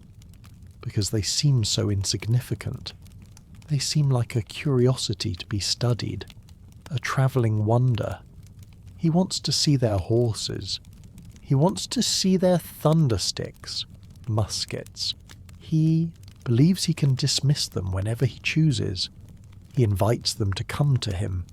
He invites the unknown to step into his circle of certainty. The march of the Spanish is a journey through awe and unease. They see the fortresses on the hills. They see the well-maintained roads. They realize they are not walking into a wilderness, but into a civilization of immense power and organization. They know that if the Inca decides to close his hand, they could disappear in an instant. Yet they continue, drawn by a quiet, powerful desire the Inca cannot fully understand, a longing for gold and for the fortunes promised in distant tales, stories whispered about lands of shining metal and a distant dream they call El Dorado. As they crest the final ridge and look down into the valley of Cajamarca, they see tents spread across the plain, a city of canvas. The smoke from thousands of campfires rises into the air. The Inca army is there, a sea of soldiers stretching as far as the eye can see. That night the Spanish camp is quiet. The men check their gear, tend to their horses, and whisper prayers into the darkness. They know there is no easy retreat. They are far from home, in the very navel of the world, surrounded by a power far greater than their own. But inside the Inca camp the mood is almost celebratory. The war is over. The usurper Huascar is defeated. The Sapa Inca is enjoying the hot springs, the steam rising around him like a gentle veil. He drinks from a golden cup. He listens to the reports about the small group of strangers in the town below. He decides he will receive them tomorrow, study them, and then decide their fate. Perhaps he will keep their horses. Perhaps he will put the men to work. The stage is quietly set for one of the most unexpected meetings in human history. Two worlds, completely ignorant of each other, are about to touch in a single square of stone. On one side, the Bronze Age, the divine king and the power of the sun. On the other, steel, gunpowder, the cross, and the restless dreams of distant adventurers. The sun sets over Cajamarca. The fires of the Inca army glow like a reflection of the Milky Way on the dark earth. The wind drifts down from the mountains, carrying the soft murmur of Spanish priests chanting a mass, and the low songs of Inca warriors around their fires. It is the last quiet night of the old world, a night filled with stars and distant voices. The bearded strangers make their plans. The children of the sun sleep peacefully in their tents, wrapped in the familiar light of Inti in their dreams, and between them, in the calm Andean air, the first quiet threads of a different, uncertain day are beginning to form. The sun hangs high over the valley of Cajamarca. It is November 16th, 1532. The air is still, filled with the buzzing of flies and the distant murmur of a vast camp of men. In the great stone plaza of the town, however, it is quiet, almost unnaturally quiet. The town seems deserted. The triangular doorways of the buildings are dark like calm, watchful eyes. But inside those shadows there are quiet movements. 168 Spaniards wait in the gloom, their hands resting on the hilts of their swords, their hearts beating steady and fast beneath their armour. They know this day may change everything for them. Francisco Pizarro stands in the shadows. He has placed his small cannons, simple falconets, on the roof of the fortress. He has hidden his cavalry in the long halls. He waits. The plan is one of desperate hope, to change the course of history with a single, bold move, to reach for the living God in the middle of his own world. Late in the afternoon, the sound of singing drifts on the wind. It is a deep rhythmic chant growing louder and closer. The procession has begun. Atahualpa enters the plaza. He does not come prepared for war. He comes prepared for ceremony. He wants to impress these strangers with the magnificence of his court. He brings only a small retinue of 5,000 nobles, most of them unarmed or carrying only ceremonial axes of silver. He leaves the bulk of his army outside the walls, a calm gesture of confidence. The spectacle is dazzling. First come the sweepers clearing the dust, then the dancers and singers, then the lords of the four quarters, wearing plates of gold and silver that catch and scatter the light as they walk. And finally, the Sapa Inca. He sits on his golden litter, lined with parrot feathers. He wears a collar of large emeralds. He looks serene, his eyes scanning the empty square. "Where are they?" he asks quietly. "Where are the bearded men?" The square fills with the Inca nobility, a sea of colourful tunics and waving plumes. They stand in perfect formation, waiting. The silence returns, heavy and expectant. The Spanish do not yet show themselves. Then a single figure walks out into the open. It is not a warrior. It is a man in a long brown robe holding a wooden cross in one hand and a book in the other. It is the Dominican friar Vicente de Valverde. He approaches the golden litter. He begins to speak, his words translated by a nervous native interpreter. He delivers the requerimiento, a strange legal document required by the Spanish crown. He tells the Inca that the Pope has given this land to the King of Spain. He tells him to submit to the King and to the one true God, Jesus Christ. He holds up the book, a Bible or a breviary. "This is the word of God," he says. "It speaks to me." Atahualpa frowns slightly. He has never seen a book. To the Inca, authority comes from spoken words, from songs and stories, or from the physical presence of the sacred. He asks to see the object. The friar hands it up to the litter. Atahualpa takes the book. He turns it over in his hands. He admires the clasp. He opens it and gently puts his ear to the pages, listening for the voice the friar spoke of. He hears nothing. The book is silent. It is just paper and ink. Feeling perhaps unimpressed or simply puzzled by this quiet object, Atahualpa lets the book fall softly into the dust. "It says nothing to me," he declares. The gesture becomes the tiny spark in a great cloud of tension. The friar turns back to the hidden Spaniards, calling out urgently, his voice echoing in the stone square. Pizarro gives the signal. He lifts a white scarf and a quiet signal passes gently through the shadows. The silence of the plaza is broken by a strange rolling thunder, a sound the Andes have never known before. A pale cloud of smoke drifts slowly across the stone, and distant voices rise and fall on the wind. From the dark halls the cavalry moves. The horses, hung with bells to make more noise, burst into the sunlight. To the Inca they are like creatures from a vision, man and animal moving together as one. The nobles are startled. They have no weapons to face these heavy animals. They try to move away, but the gates are too narrow. The crowd surges back, pressing against the stone wall of the plaza. What follows is not a battle in any equal sense, but a brief swirl of confusion and movement. The formation of nobles shifts and compresses, drawn together by the steady approach of the strangers. Around their emperor, they gather close, their only wish to keep the sacred figure from touching the ground.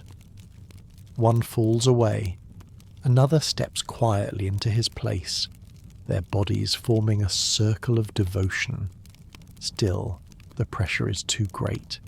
The golden litter begins to lean and sway, as if gently losing its balance. A hand reaches out in the confusion, the movement small but decisive, and the sacred figure slowly begins to descend toward the earth. The litter tilts, and Atahualpa softly falls from his height, the living symbol of the sun now resting on the ground. The moment the Sapa Inca touches the earth, something quiet but immense seems to shift. For many of his followers, the universe feels different, as if the centre of all things has moved. Those who remain sink softly to the ground in stunned silence. Outside the walls, the great army, hearing the distant thunder and sensing this change, begins to drift away, uncertain of what power has entered their world. In less than 2 hours, the balance of the Inca Empire has quietly changed. The afternoon leaves a deep mark on many lives, while the strangers who entered the square remain untouched. The sun begins to set over Cajamarca, casting long shadows over the stone and the now quiet plaza. The noise fades, the smoke thins and drifts away. The silence that returns is deep and heavy. It is the silence of the people who cannot yet comprehend what has just happened. For many it feels as if an old world has quietly slipped away in the span of a single afternoon. Atahualpa is led into the stone buildings, a prisoner now.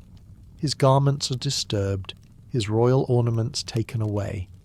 He sits on the floor, surrounded by these strange bearded men who smell of sweat, leather, and long journeys. He looks at Pizarro. He is confused, but he holds himself with calm dignity. He is still the Inca. He believes this is just a raid, a misunderstanding that can be resolved with words and offerings. He notices that the Spanish are drawn irresistibly to gold. They run their fingers over his ornaments. They move through the square, collecting objects of shining metal from wherever they can find them. Their attention is fixed, almost dreamlike, on anything that glitters. Atahualpa sees a path opening before him. He stands up. He reaches as high as he can on the wall of the room where he is held. He draws a line with red chalk. "I will fill this room," he says, his voice steady, "with gold as high as this line, and I will fill the next room twice over with silver, in exchange for my freedom." Pizarro looks at the room. It is 22 feet long and 17 feet wide. To fill it with gold is an amount of wealth almost beyond imagination, more than exists in the treasuries of Europe. He smiles. He does not truly believe it is possible, but he agrees. They clasp hands, a gesture the Inca does not know, but accepts. A runner is sent out. The message goes to Cusco, to the temples, to the palaces. The Inca commands it. Bring the gold. And so the twilight deepens. The plaza is cleared, but the memory of the day lingers in the stones. Atahualpa sits in his chamber, believing he has bought his life. He does not know that he is dealing with men who follow very different customs and laws. He does not know that the gold will not protect him. It will simply draw a new pattern around his fate. The silence of the night in Cajamarca is heavy and still, as if the world itself is holding its breath. The empire is still alive, but its heart now rests behind walls, watched by foreign eyes. Outside, the Andean sky slowly fills with stars, and the valley lies in a quiet, uncertain twilight between what has been and what is yet to come. The red line is drawn on the wall. It stands higher than a man can reach, a quiet mark of chalk that seems to stand between two different worlds. On one side is the ancient world, where gold is the reflection of the sun, a sacred substance of beauty and worship. On the other side is the new world, where gold is currency, a substance of weight and trade. Atahualpa, the prisoner king, sits in his cell and waits. He has commanded his empire to strip itself bare to save his life, and the empire obeys. From the four corners of the Tahuantinsuyo the order goes out. The Inca needs the gold. It is a testament to the absolute authority of the Sapa Inca that even from a prison cell with foreign blades nearby, his word is still law. The priests in Cusco weep softly, but they begin to lift the golden plates from the walls of the Coricancha. The governors of the provinces open the royal treasuries. The great caravans begin to move.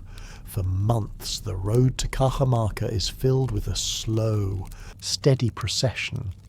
Long lines of llamas, thousands of them, wind down from the mountains.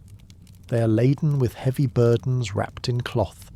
They are carrying the heritage of centuries. The Spanish soldiers watch from the walls of Cajamarca in stunned silence.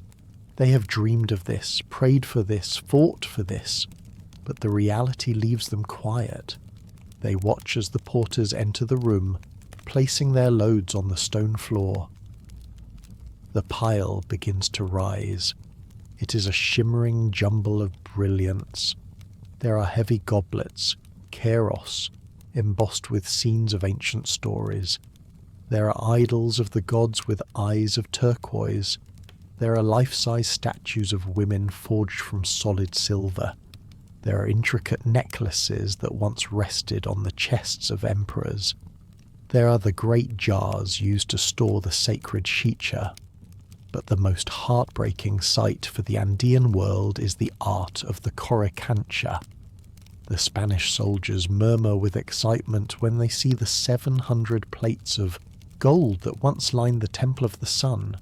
Each plate weighs 5 pounds. They are added to the growing pile as if they were simple pieces of metal. The golden cornstalks, the silver llamas, the delicate butterflies, they're all placed onto the heap. The room fills. Slowly, day by day, the golden tide rises. It reaches the knees, then the waist, then the shoulders. The light in the room is strange, reflecting off the many angles of the metal, casting a warm, yellow glow that illuminates the eager faces of the captors and the calm, observant face of the captive. Atahualpa watches the pile grow. He believes he is buying his freedom. He walks among the treasure, picking up a vase, touching a mask. To him, these are sacred objects. To Pizarro, they are something else. The Spanish do not want art, they want ingots. Art is hard to transport, art is hard to divide, so the furnaces are lit. The sorrow of the ransom room is not only in the taking, it is also in the quiet unmaking of so much beauty. For 34 days the fires burn in Cajamarca. The master smiths of the Inca are compelled to melt down the work of their ancestors. Imagine the soft ring of hammers touching delicate jewellery. Imagine the sight of a golden face, crafted with infinite patience centuries ago, slowly relaxing its sharp lines in the heat, turning into a calm, flowing liquid. The smoke from the furnaces drifts over the valley, carrying the smell of charcoal and change. The beauty of the Andean civilization is liquefied and poured into rough, simple bars, stamped with the royal seal of Spain. In the end, there are 13,000 pounds of gold and 26,000 pounds of silver. It is the greatest ransom ever collected in the history of the world. A king's ransom, literally. Atahualpa points to the line. The room is full. "I have kept my word," he says to Pizarro. "Now you must keep yours." But the atmosphere in the Spanish camp has changed. The gold has not brought peace. It has brought unease. They are rich beyond their wildest dreams. Every foot soldier is now a wealthy man in Spain. But they are still far from home, in the middle of a vast and wounded empire. They look at the gold, and then they look at the Inca. They slowly come to a realization. As long as Atahualpa lives, he remains a powerful center of gravity. He is a rallying point. If they release him, he might call his people, and the gold could flow back to its original owners. Rumors begin to swirl. Indigenous interpreters who resent the Inca whisper to Pizarro. General Rumina Hui is marching from the north, they say. There is an army in the mountains waiting for your signal to attack. Unease spreads through the Spanish camp. They sleep in their armour and feel as though there are dangers in every shadow. Pizarro is conflicted. He has a rough respect for Atahualpa. They have played chess together, shared meals together. He knows that ending a king's life is a grave act. But his captains, led by the one-eyed Diego de Almagro, insist. If he lives, they say, we may not. A decision begins to take shape. There is a hastily convened trial, more ceremony than true justice. Atahualpa is charged with idolatry for worshipping the sun, with polygamy for having many wives, and with rebellion against a distant king he has never met. He is found guilty, and the sentence is death. When this sentence is translated to Atahualpa, his composure wavers. It is not the idea of death that troubles him. He has always lived as a warrior, but he is told he may face fire. In the Inca belief, the body must be preserved. The mummy is the vessel for the afterlife. If the body is burned, the soul may lose its path, wandering far from the warm company of the ancestors and the sun. "Do not burn me," he asks Pizarro. "Let my body remain whole." The priest Valverde offers a condition. "If you accept baptism," he says, "if you accept Christ, we will not burn you. We will take your life in another way." Atahualpa looks at the preparations in the plaza. He looks at the priest. He nods. He chooses to accept this final bargain. He is baptized quickly, given the Christian name Juan de Atahualpa, Juan in honor of John the Baptist. It is the evening of July 26th, 1533. The sun has set behind the mountains, leaving the plaza of Cajamarca in twilight. The great army of the Inca is gone, scattered and silent. The square is lined with Spanish soldiers holding torches. In the centre there is a simple wooden post, standing quiet in the fading light. Atahualpa walks to the post with his head high. He's no longer the Emperor of the Four Quarters. He's a man meeting the end of his path.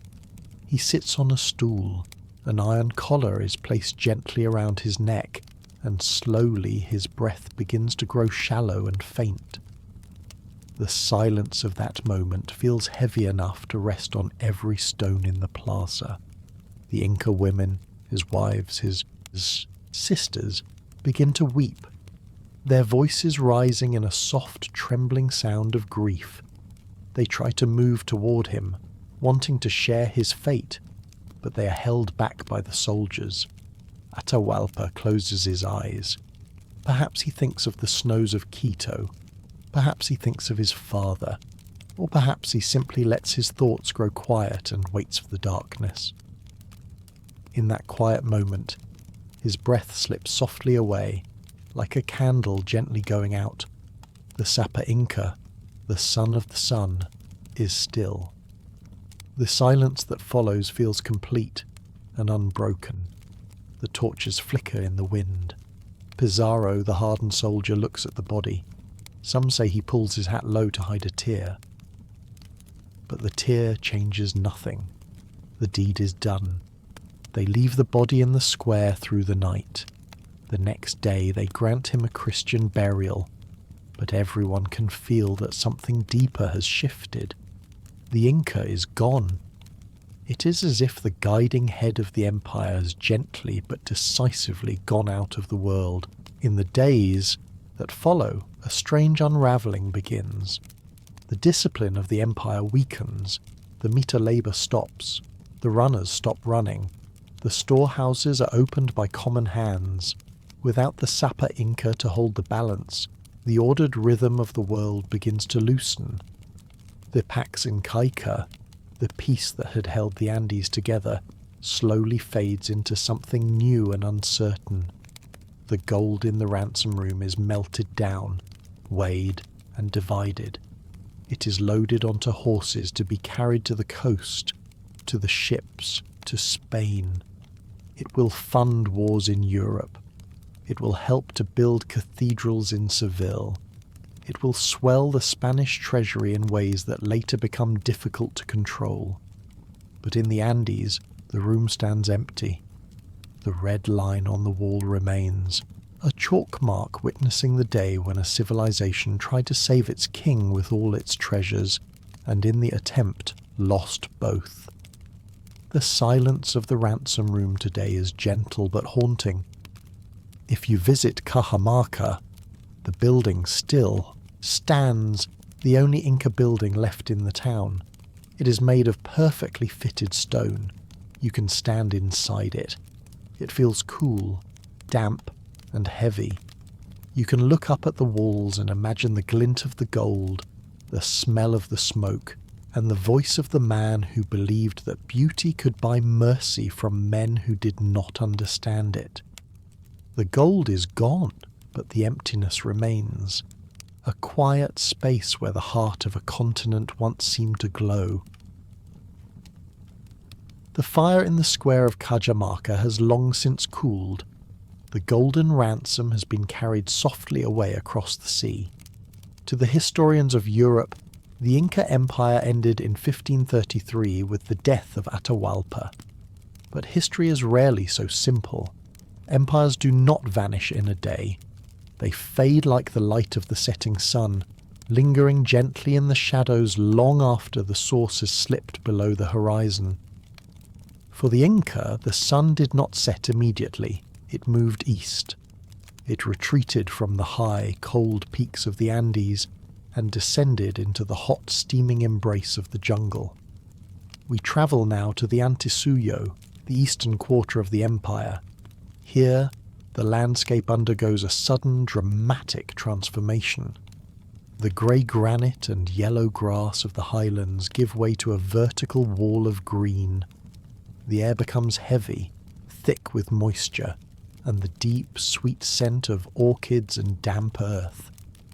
The silence of the mountains is replaced by the steady song of cicadas and the distant calls of howler, monkeys. It is here, in this green fortress, that the resistance begins. The hero of this chapter is Manco Inca. He is the younger half-brother of Atahualpa. At first, the Spanish install him as an emperor in Cusco under their guidance, thinking a young man will be easy to direct. They dress him in the royal fringe, but they treat him with little genuine respect. They take treasures from his palaces, dishonour his household, and allow the sacred fires to go out. But Manco is not a puppet. Beneath the royal tunic beats the heart of a warrior. He watches, he learns, he realises that these bearded strangers are not gods, they are merely greedy, violent men. In 1536 he escapes their custody.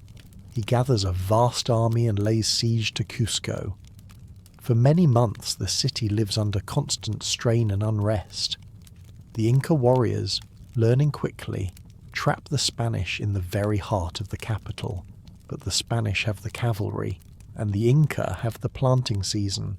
As the harvest approaches, Manco's army begins to melt away, returning to their farms to ensure their families do not starve. Realizing he cannot hold the highlands against the endless reinforcements arriving from the sea, Manco makes a quiet but fateful decision. He orders a general retreat. He takes the mummies of his ancestors. He takes the golden sun disk, the punchao, which was saved from the Coricancha. He takes the remnants of the nobility, and he disappears into the cloud forest. He leads his people to Vilcabamba. Vilcabamba is not just a city, it is a carefully guarded secret. It lies deep in the rugged valleys of the Espiritu Pampa, protected by powerful rivers and steep, knife-edge mountain ridges. The Spanish conquistadors, encased in heavy armour and uneasy in the jungle, find it very hard to follow him there. The dense foliage swallows the Inca path. In this hidden valley, a strange and fascinating Neo-Inca state arises.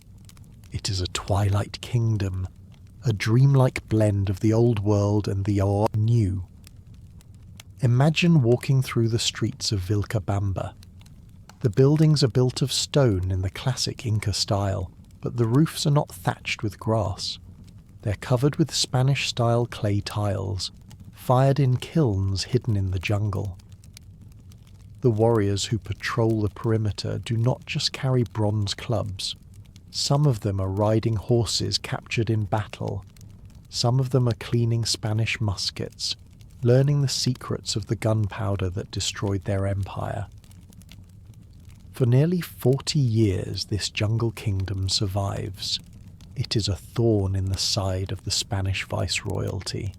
From the green shadows, Inca raiders strike at the supply lines on the road to Lima, stealing weapons and disappearing before the cavalry can pursue. Manco Inca trains his sons in the arts of war, teaching them to ride, to shoot, and to hate the invaders. Life in Vilcabamba is a soft, haunting echo of the former glory of Cusco. The priests still perform the ceremonies to Inti, the sun disk, the holiest object in the Americas, sits in a new temple surrounded by the jungle vines, but the grandeur is diminished. The clothes are worn, the gold is scarce. The silence of the jungle presses in on all sides, a constant reminder of their isolation. They are kings in exile, living among jungle paths, stars and memories. Manco Inca's life ends not in battle, but through the actions of Spanish refugees he had once welcomed into his sanctuary. His sons succeed him, one by one. The resistance flickers, sometimes negotiating with the Spanish, sometimes fighting. Finally, in 1572, the end comes. The Spanish viceroy, Francisco de Toledo, decides to extinguish the flame once and for all. He sends a massive expedition, armed with artillery and thousands of native auxiliaries who have turned against their former masters. They slowly force their way through the jungle, bridging the rivers and taking one hidden fort after another. The last Inca emperor is a young man named Tupac Amaru. He is not a warrior by nature. He is a priest, a gentle man who has inherited a crown already shadowed by fate. When the Spanish breach the defences of Vilcabamba, he flees deeper into the Amazon, paddling a canoe down the winding rivers, seeking refuge with the wild tribes of the interior. But the Spanish are relentless. They pursue him for miles, driven by the promise of glory. Finally, slowed down by his pregnant wife, Tupac Amaru is captured. He's brought back in chains, not to Vilcabamba, but all the way to Cusco. The return of the last Inca to the navel of the world carries a quiet, tragic symmetry. He enters the city of his ancestors not as a god on a golden litter, but as a prisoner on a mule. The streets are lined with thousands of indigenous people. They do not cheer, they weep. The wailing is so loud it drowns out the church bells. The trial is a sham. Tupac Amaru is sentenced to be beheaded in the Plaza de Armas, the same plaza where the four great roads meet, the same plaza where his ancestors ruled the continent. On the day of the execution, the crowd is immense. The Spanish chroniclers write that the square was packed so tight that if you threw an orange, it would not hit the ground. This sound of lamentation rises and swells, a collective cry of grief from a people watching their history slip away. Tupac Amaru stands on the scaffold. He looks out at the sea of brown faces. He is calm. He raises his right hand, open, and then slowly lowers it. In that instant, a miracle of discipline occurs. The wailing stops. The crowd, thousands strong, falls into a profound, absolute silence. It is the last display of the power of the Sapa Inca. Even in chains, facing death, his gesture commands the obedience of a nation. In the midst of this terrible silence, Tupac Amaru speaks his final words. "Mother Earth, witness how my enemies shed my blood." The sword falls in a single practiced motion, and the moment passes like a sudden break in a long-held breath. The bell of the cathedral tolls. The Spanish place his head high on a pike in the plaza, hoping to fill the people with fear. But the plan backfires. In the dead of night the people come. They kneel before the head. They pray quietly. They whisper to it in hushed tones. They believe that as long as the head remains, the Inkari, the Inca king, will one day grow a new body beneath the earth and rise again to drive the invaders into the sea.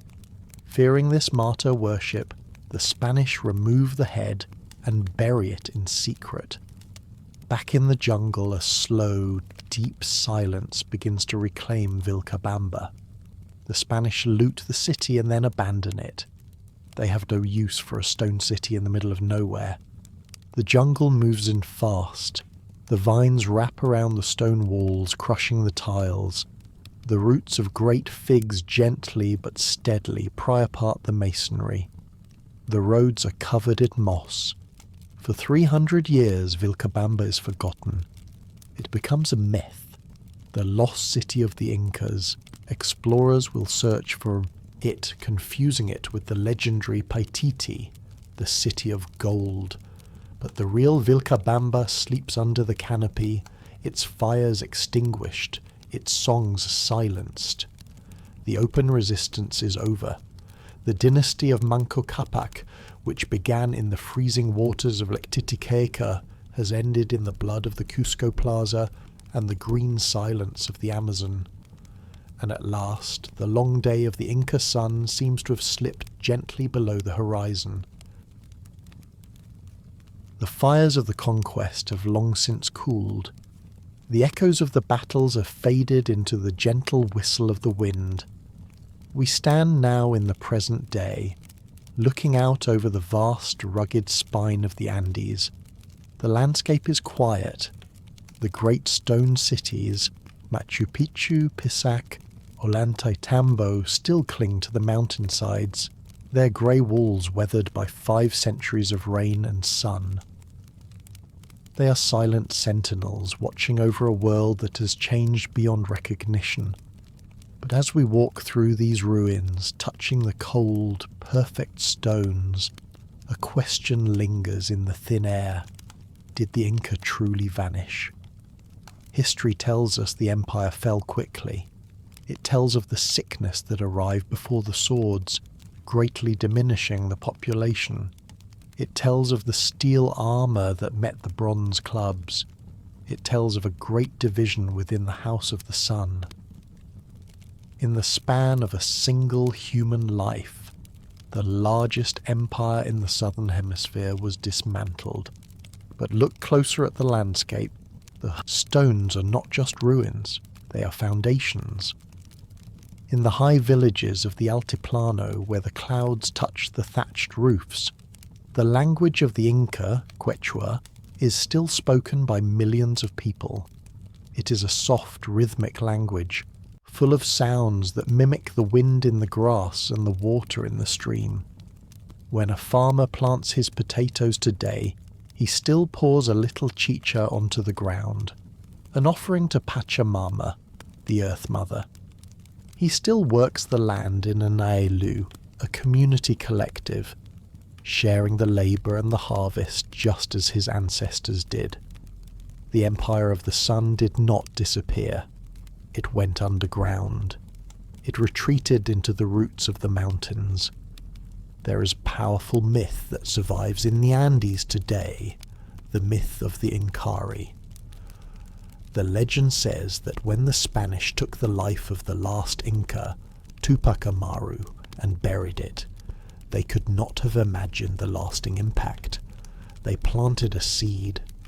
The people believe that beneath the earth the head is alive, is slowly growing a new body. When the body's complete, the Incari will rise again. The stones will fit themselves back together. The aqueducts will flow with water, and the world will return to the correct order, the Pachacuti, the turning of times. Imagine, for a moment, that alternative timeline. What if the Inca had survived?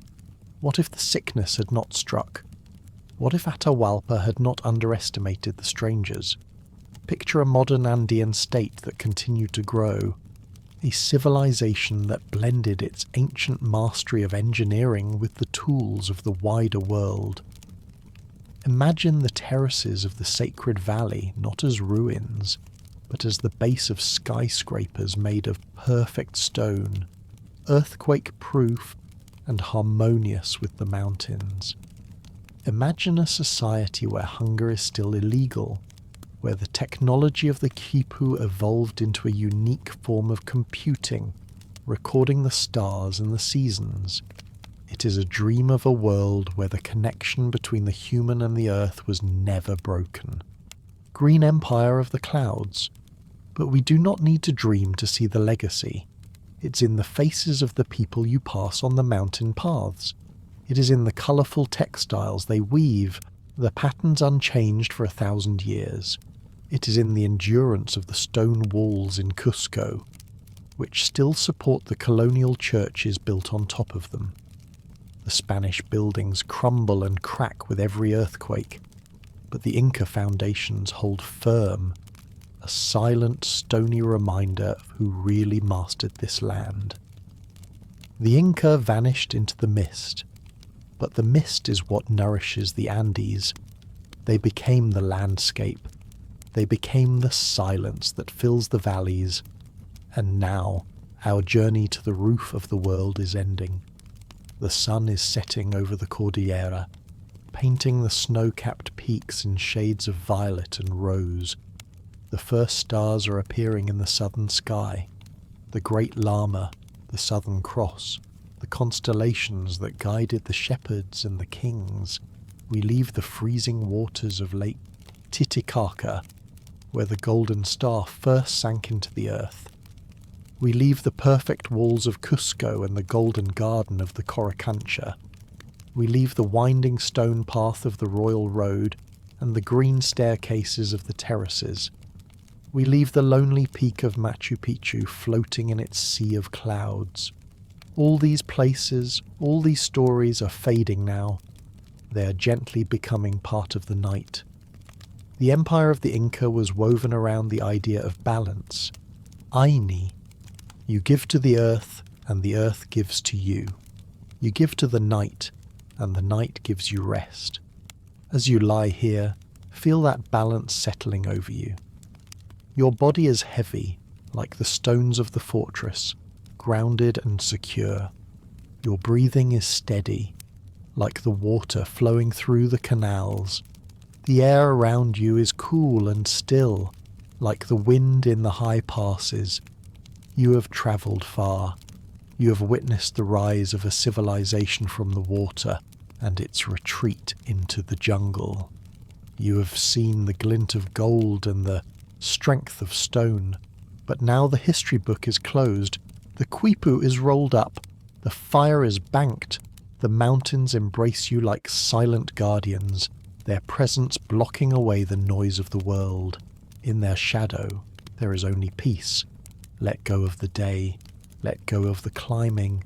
There are no more steps to climb. You are safe in the quiet valley of sleep. If this journey has brought you rest, you can like this video or subscribe to Mythic Slumber whenever you wake for more stories of mystery and peace. Drift now. Drift into the deep, gentle darkness of the Andes. The sun has gone to rest beneath the earth, flowing through the quiet waters below, preparing to rise again tomorrow. But you are the stone. You are the earth. You are still. Let yourself fade into sleep. Sleep well.